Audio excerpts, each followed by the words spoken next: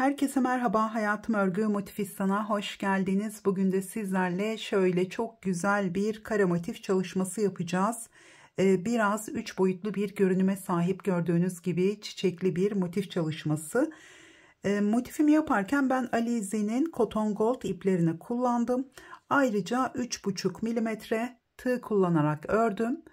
Benim motifimin ölçüsü 12 santimetre oldu. Sizler daha büyük yapmak isterseniz motifimiz sıra eklemeye müsait. Öreceğiniz projeye göre sıralar ekleyerek motifimizi daha büyük çalışabilirsiniz. Evet, hazırsanız ve hemen aşağıdaki abone ol butonuna bastıysanız hemen motifimizin yapımına başlayalım. Başlarken kolay sihirli halka yapacağız. Hemen şöyle ipimi tuttum. Şöyle bir halka oluşturdum. Buradan tığımı geçirdim. Buradan bir ip aldım. Hemen bir zincir çektim. Şöyle ipimi bozmadan bu şekilde tekrar dibinden sabitledim. Ve 1, 2, 3, 4 zincir daha çektim. Başlangıçtaki zincirimizle beraber burada toplamda 5 tane zincirimiz var. Hemen bir ip aldım. Halkamızın içine bir ikili trabzan. 2 zincir, tekrar bir ikili trabzan. 2 zincir, bir ikili trabzan. Şimdi toplamda 8 tane ikili trabzan yapacağız. Aralarda 2 zincirimiz var. Sihirli halka yapmak istemezseniz burada 3 zincir ya da 4 zincir çekerek de başlayabilirsiniz ama 3 zincir çekerseniz daha iyi olur. Çünkü bu ortadaki trabzan sayımız az olduğu zaman halkamızı daha küçük yapmamız gerekiyor. Hemen 2 zincir çektim. Tekrar bir ikili trabzan yaptım. 2 zincir, bir ikili trabzan. Şöyle sayacağım. 2, 4, 6, 7. Şöyle son ikili trabzanımı yaptım. Hemen buradan şu ipimi çekiyorum. Dikkatli bir şekilde halkamızı küçülttüm. Şimdi burada yine 2 zincir çektim. Hemen şimdi başlangıçtan saydığımız zaman 3. zincirin içine, buradan saydığımız zaman 1, 2, yine 3. zincirin içine şöyle battım. Bakın bu sihirli halkamın ipini de şöyle aldım. Buradan ilmeğimi bu şekilde tığımdaki ilmekten kaydırma yaptım. Şu ipimi çekeceğim, boşluktan göründü. Bunu daha sonra iğne yardımıyla gizleyeceğim. Çünkü boşluklarımız olduğu için burada görünüyor aralardan. Evet, şimdi kaydırma yapmış olduğum boşluğa şöyle bir zincir çektim. Tekrar aynı boşluğa batıyorum. Buraya bir sık iğne yaptım. Bir ip aldım. Şimdi sıradaki boşluğun içine hemen 3 ikili trabzan. Ve üçüncüsü. Tekrar sıradaki trabzanın üzerine bir sık iğne. Sıradaki boşluğun içine 3 ikili trabzan. 1, 2 ve 3. Sıradaki trabzanın üzerine bir sık iğne. Boşluğun içine 3 ikili trabzan.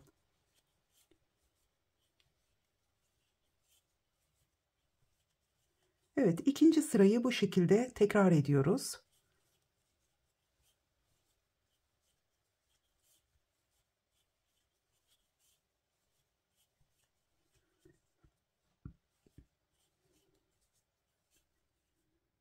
Sırayı tamamladım. Sonda yine 3 ikili trabzan yaptım. Burada sık iğnemiz olduğu için sadece kaydırmayla sırayı kapatacağım. Hemen sık iğnenin üzerine battım. Buradan bir ilmek aldım. Şöyle tığımdaki ilmekten kaydırma yaptım. Şimdi bir zincir çektim. Tığıma 2 defa ip alıyorum. Hemen bu alttaki trabzanımızın şöyle altından aldım. Buraya üçlü trabzan yapacağım. İkisini birlikte, ikisini birlikte ve son 2'yi birlikte topladım. Bu şekilde uzatarak üçlü trabzan yaptım.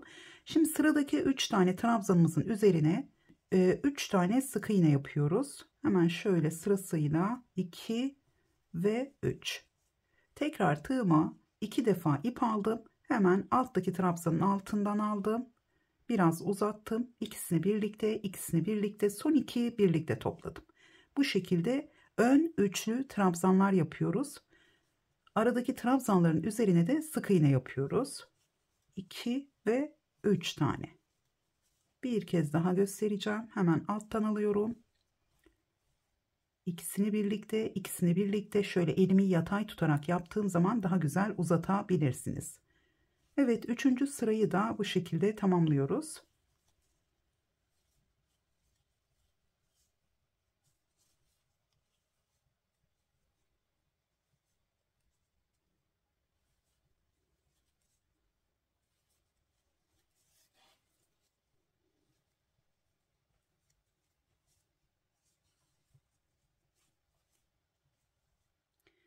Üçüncü sırayı tamamladım. Sona geldiğim zaman burada 3 tane sık iğne yaptım. Hemen burada ilk yapmış olduğumuz üçlü trabzanın üzerine batıyorum. Şöyle kaydırmayla kapattım. Zincir çekmeden ipimi uzun bırakarak kesiyorum. Hemen şöyle çektim. Tekrar ipimi arkaya çekeceğim. Aynı yere battım ve arkaya çektim. Şimdi bu ipimizin üzerine örerek gizleyebiliriz. Ya da yine arkada iğne yardımıyla da gizleyebilirsiniz. Hemen rengimi değiştiriyorum. Tığıma başlangıç ilmeği atacağım. Şimdi herhangi bir üçlü trabzanın üzerinden şöyle battım. Buraya şöyle 2 ilmeğimi toplayarak direkt sık iğne yaptım. 2 3 zincir çektim. Şimdi burada bir zincirimiz araya gelen zincir, yine sık iğne ile beraber burada toplamda 4 zincirimiz oldu. Yani 3 zincirimiz ilk trabzanımız. Hemen aynı yere bir ikili trabzan yapıyorum. Bir zincir. Tekrar aynı yere bir ikili trabzan, bir zincir. Tekrar bir ikili trabzan ve bir zincir. Şimdi burada 4 tane ikili trabzan yaptım. Şimdi sıradaki üçlü trabzanın üzerine geliyorum. Buraya battım. Tekrar bir ikili trabzan, bir zincir, bir ikili trabzan, bir zincir, üçüncü ikili trabzanımı yaptım, bir zincir ve dördüncü ikili trabzan. Tekrar arada da bir zincirimiz var. Bütün üçlü trabzanlarımızın üzerine bu şekilde dörtlü trabzan grupları yapıyoruz. Aralarda her zaman bir zincirimiz olacak. Bu arada da bir zincirimiz var.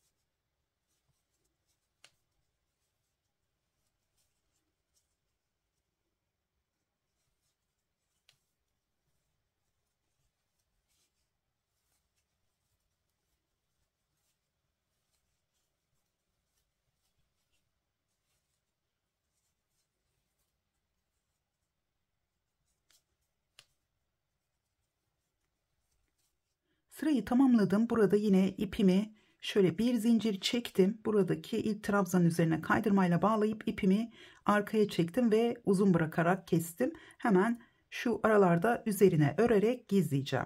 Evet, şimdi yine rengimi değiştirdim. Şimdi herhangi bir şuradaki boşluğun içinden ya da şuradan başlayacağım.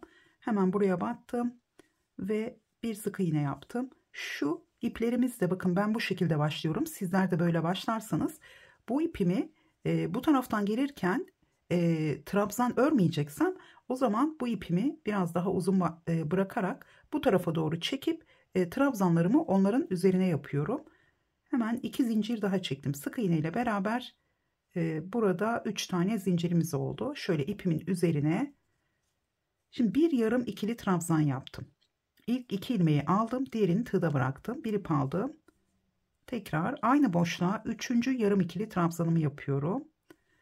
Trabzanlarımızı da biraz uzatarak yapalım. Şöyle ilk 2 ilmeği topladım ve uzattım. Hepsini birlikte tekrar topladım. 1 2 zincir çektim. Tekrar bir ip aldım. Sıradaki boşluğa aynı şekilde 4 yarım ikili trabzan yapacağız. İlk 2 ilmeği aldım. Diğerini tığda bıraktım. Tekrar ilk 2 ilmeği aldım. Diğerini tığda bıraktım. Üçüncüsü. Şöyle dördüncüsü. Şimdi burada 2, 4, 5 tane ilmeğim var. Hepsini birlikte topladım. Tekrar 1, 2 zincir. Sıradaki boşluğa devam ediyorum.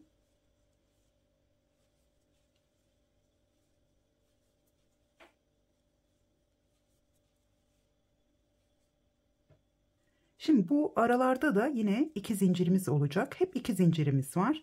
Tekrar sıradaki boşluğa 4 yarım ikili trabzan.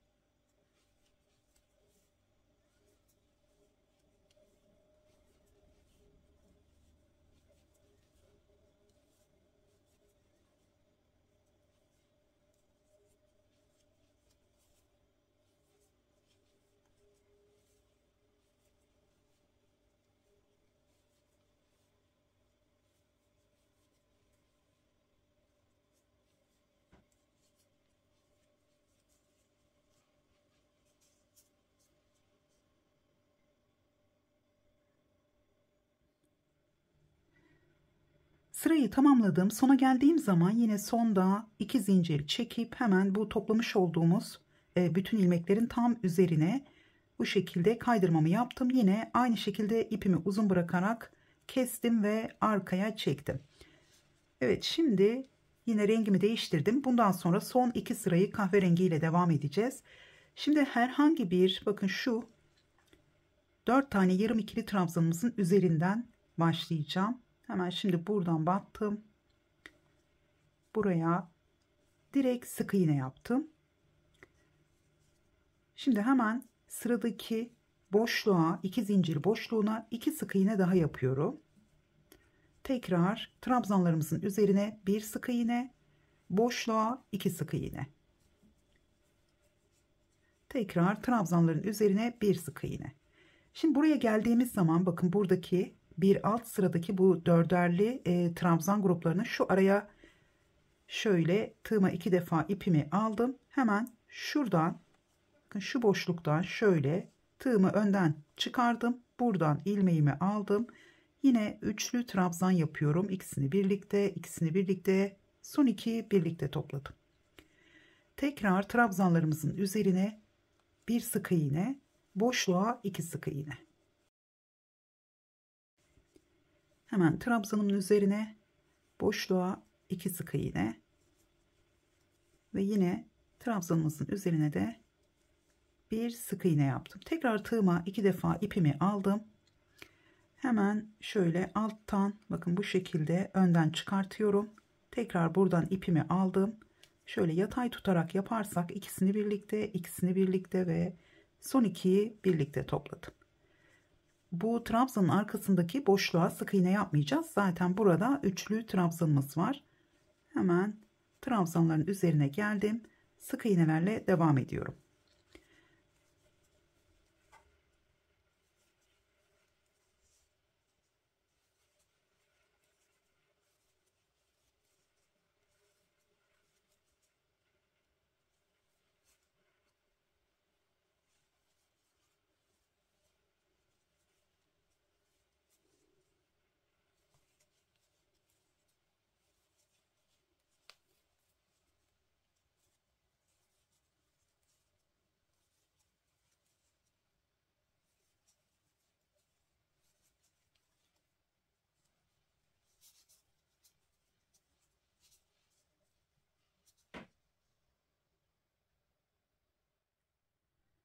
Evet, sırayı tamamladım. Başladığım yere tekrar geldim. Burada bir tane daha üçlü trabzan yapacağız. Tığıma 2 defa ipimi aldım. Hemen buradan şöyle tığımı geçirdim. İlmeğimi biraz uzattım. İkisini birlikte, ikisini birlikte ve son 2'yi birlikte topladım. Gördüğünüz gibi buradaki yapraklarımızın etrafını bu şekilde çerçeve yapmış olduk. Çok güzel görünüyor. Hemen burada şu ilk sık iğnenin üzerine batıyorum. Şöyle ipimi çektim. Buraya şöyle kaydırmamı yaptım. Şimdi bir zincir çektim. Aynı yere kaydırma yapmış olduğum aynı boşluğun içine tekrar battım. Buraya bir sık iğne yaptım. Şimdi sırasıyla 3 tane daha sık iğne yapıyorum. Şöyle 2 ve 3. Şimdi başlangıçta 4 tane sık iğnemiz oldu. İlk yaptığımızla birlikte 4 tane sık iğnemiz oldu. Şimdi bir ip aldım. Sıradaki sık iğnenin üzerine bir yarım trabzan. 3 ilmeği birlikte topladım. Bir ip aldım. Şimdi sırasıyla 2 ikili trabzan. 1 ve 2. Şimdi burada şu aradaki üçlü trabzanımızın olduğu yere geldim. Hemen tığıma 2 defa ip aldım. Buraya batıyorum. Buraya 2 tane üçlü trabzan yapacağız. Tekrar aynı yere bir üçlü trabzan daha yaptım. 2 zincir. Şimdi aynı yere 2 üçlü trabzan daha yapıyoruz. Evet, ilk köşemizi yapmış olduk. Yani toplamda bu üçlü trabzanımızın üzerinde gördüğünüz gibi 4 tane üçlü trabzanımız var. Hemen bir ip aldım. Şimdi sırasıyla 2 tane ikili trabzan yapıyorum.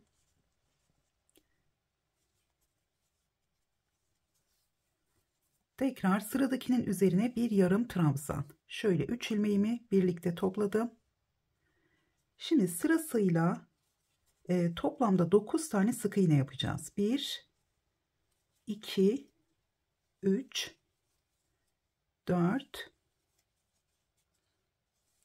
5, 6, 7, 8 ve 9. Bu 9. sık iğne yaptığımız zaman her zaman burada 3 tane sık iğnemiz kalacak. Yani bu üçlü trabzanımızın olduğu yere kadar burada 3 tane sık iğnemizin kalması gerekiyor. Şimdi bir ip aldım. Hemen sıradakinin üzerine bir yarım trabzan yaptım. Bir ip aldım. Şimdi sırasıyla 2 ikili trabzan yapıyorum. 1 ve 2. Tekrar tığıma 2 defa ip aldım. Üçlü trabzanın üzerine 2 tane üçlü trabzan. Başlangıçta yarım başladık. Orayı sona geldiğimiz zaman tamamlayacağız. 2 zincir, tekrar aynı yere 2 üçlü trabzan. Evet, böylece ikinci köşemizi de tamamlamış olduk. Şimdi bir kez daha birlikte yapalım. Hemen sıradakinin üzerine bir ikili trabzan, sıradakinin üzerine ikinci ikili trabzanımı yaptım. Sıradakinin üzerine bir yarım trabzan, 3 ilmeği birlikte topluyorum.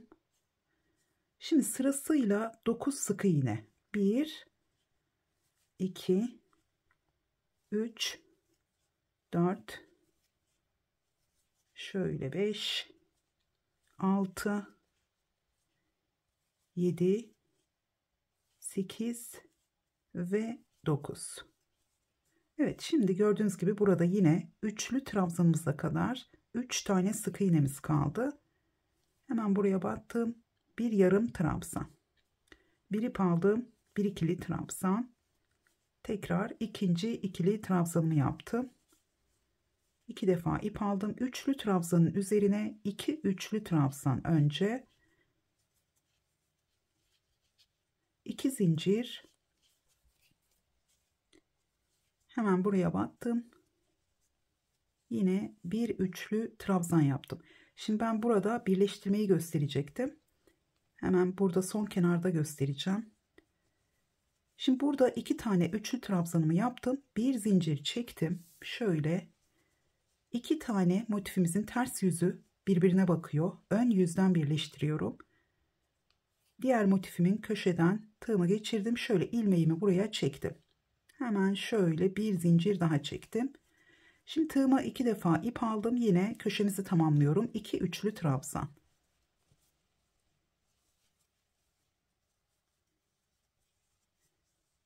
Pardon. Şimdi burada ilk üçlü trabzanımı yaptıktan sonra ilmeğimi çıkardım.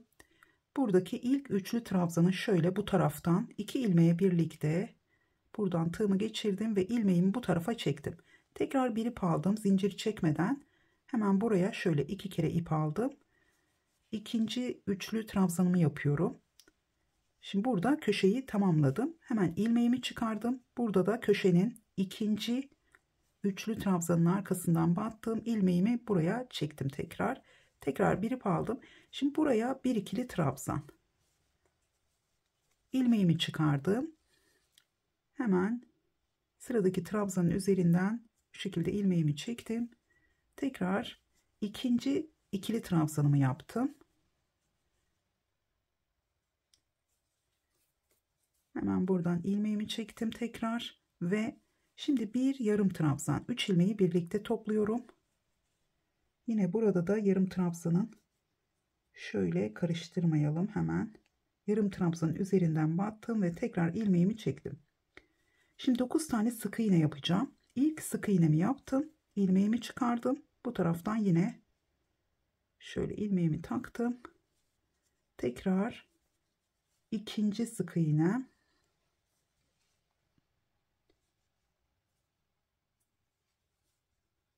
Şöyle 3. Burada bazen karşı tarafta, yani bu tarafta bitmiş olan motifimizde aynı yere ikinci kez batıp ilmeğinizi çekebilirsiniz. Ona dikkat edelim.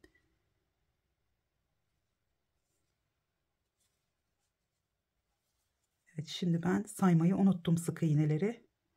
Şimdi böyle saymayı unutursanız dediğim gibi bir tane üçlü trabzanı arada atlıyoruz. Hemen onu göstereceğim size. Şöyle ilmeğimi çektim.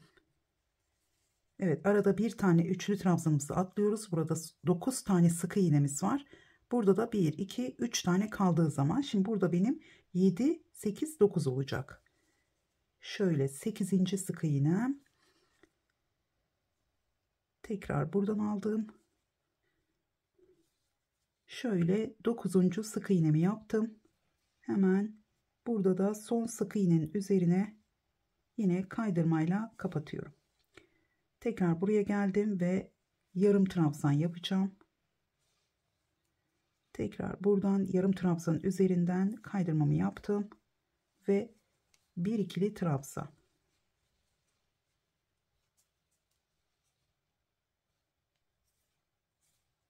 Tekrar bir ikili trabzan daha yaptım ve burada son ikili trabzanın üzerine şöyle kaydırmamı yaptım.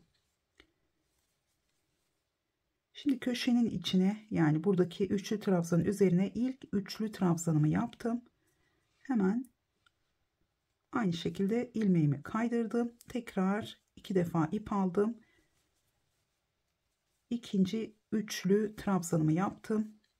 Şimdi burada da yine üçlü trabzanın üzerine ikinci üçlü trabzanın üzerine kaydırmamı yaptım. Şimdi burada bir zincir çektim. Bakın şöyle ilmeğimi çıkardım. Önce trabzanın üzerine kaydırma yaptım. Bir zincir çektim. Boşluğa tekrar battım. Buradan ikinci kez kaydırma yaptım. Tekrar bir zincir çektim. Şimdi köşeye devam ediyorum. Şöyle artık birleştirme yapmıyorum. Köşenin yarısını birleştirdim. Şimdi burada tabii ki başka bir şöyle motifiniz olduğu zaman şimdi burada yarısını bu tarafa birleştirdik. Buradaki 2 tane ya da köşe boşluğuna kaydırmamızı yaptıktan sonra buraya da yine kaydırmamızı yapıp hemen şöyle yapalım birlikte. Kafamız karışmasın. Şöyle çektim. Şimdi son trabzanın üzerine kaydırmamı yaptım. Yani 3 tane köşe bir araya gelirse kaydırmamı yaptıktan sonra yine biraz önce gösterdiğim gibi köşenin içinden önce bir zincir çektim. Köşenin içinden ilmeğimi çıkardım. Şimdi burada da yine şöyle köşeyi aldım. Tekrar buradan da ilmeğimi geçirdim. Daha sonra zincir çekiyorum. Bu zincirimi çok sıkı çekmiyorum. Biraz gevşek çekiyorum. Şimdi aynı yere şöyle üçlü trabzanımı yaptım. Şimdi buradan diğer motiften devam ediyorum. Şimdi biraz sonra daha iyi anlayacaksınız. Çünkü hemen göstereceğim. Yine kaydırmamı yaptım. Bunu zaten başlangıçta göstermiştim. O yüzden elim kapatıyor olabilir motifin üzerine. Evet, ikinci üçlü trabzanımı yaptım. Şimdi örmüş olduğum motifin köşesini tamamladım. Karşı tarafta da yarım köşeyi birleştirmiş oldum. Tekrar buraya bir ikili trabzan yaptım. Buradan devam ediyorum. Şöyle ikinci ikili trabzanı. Tekrar sıradan burada karşılıklı kontrol edelim. Ve yarım trabzan yaptım. Evet. Sona kadar tamamlamayacağım çünkü yarım köşeyle başlamıştık. O yüzden burası yarım olduğu için tamamını birleştiremeyeceğim. Sadece köşe bölümünü göstermek istedim. Bakın 3 tane köşeyi bu şekilde birleştirdik. Yani şu iki üçlü trabzanı buraya kaydırmayla birleştirdikten sonra bir zincir. Önce bu köşenin içinden ilmeğimi çektim. İlmeğimi gevşek bırakıyorum. Daha sonra buradan çıkartmış olduğum ilmeği tekrar bu taraftaki köşeden çıkartıp bir zincir çekip burada bu köşeyi tamamlarken aynı zamanda da buraya birleştirme yaptım. Yani buraya bir tane daha motif geldiği zaman buradan başlayacağız.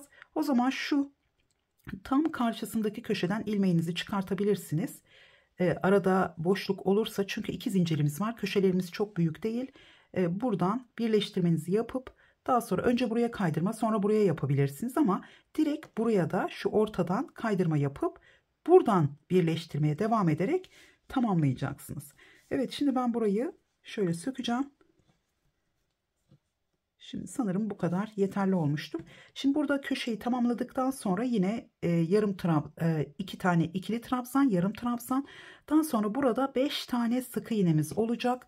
Başlangıçta da 4 tane vardı. 9 tane, yine arada 9 tane sık iğnemizi tamamlamış olacağız. Evet, motifimizin anlatımı bu kadar. Birleştirmemiz de çok güzel oldu. Bakın, gördüğünüz gibi. Sıralara eklerseniz de yine aynı şekilde birleştirebilirsiniz. Şimdi biz burada köşelerimizi oluşturduk. Motifimiz düzgün bir kare haline dönüştü. Dolayısıyla ikinci sırada sıra eklemek isterseniz buralarda üçlü trabzan yapmanıza gerek yok. Yine de bir kez ip alıp 3 kere de çıkarak da köşelerde trabzanı yapabilirsiniz. Bir sıra daha sonra tabii ki ikili trabzan. Burada yine volanlanma olursa 2 zincir çekerek devam edin. Pardon, gerginlik olursa 3 zincir çekin. Volanlanma olursa da 2 zincirle devam edebilirsiniz. Çünkü üst üste 2 sıra trabzan sırası olacak. Burada sık iğne olduğu için bir sıra yaptığınızda yine burada volanlanma olmayacaktır. Evet, ikinci sırada da yine köşede 2 tane trabzan, 2 zincir, 2 trabzan. Trabzanların üzerine de ikili trabzanlar yaparak sırayı arttırabilirsiniz. Evet, motifimizin anlatımı bu kadar. Umarım beğenmişsinizdir. Beğendiyseniz beğen butonuna basmayı ve bana yorumlarda kalp bırakmayı unutmayın. Bu şekilde bana bırakmış olduğunuz yorumlar beni motive eder. Daha güzel projelerde birlikte örebiliriz. İzlediğiniz için teşekkürler. Tekrar görüşünceye kadar hoşça kalın.